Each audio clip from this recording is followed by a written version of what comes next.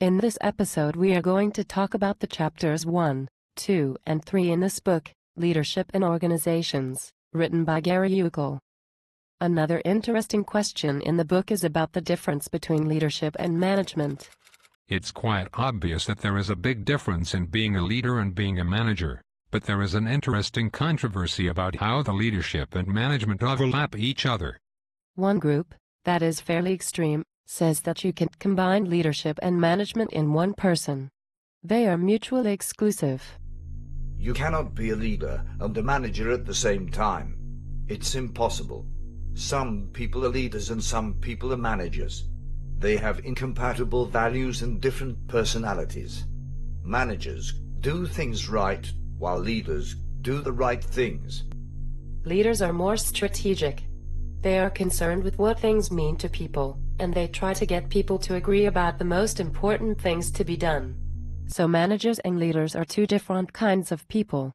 But this is an extreme viewpoint, fairly old, and not common nowadays. Another viewpoint is that leaders and managers are different roles, but don't have to be different types of people. It's quite possible for a manager to be a leader as well, which in my opinion makes more sense. Because most leaders and most managers need to have both a sense of organizational skills, and ability to motivate and empower people along the way.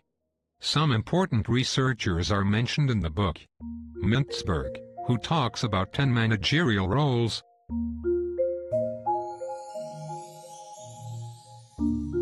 Cotter, who talks about the core process and intended outcomes, where he makes the distinction to say that managers strive for predictability and order, and leaders more for organizational change.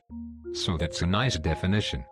Then we have Rost, who claims that leadership and management are more of processes that goes both ways. So there are two views on leadership versus management. One is extreme, saying that it's mutually exclusive. You cannot have both things at the same time. And then we have the looser definition where it's still two different things, but you can have those in one person.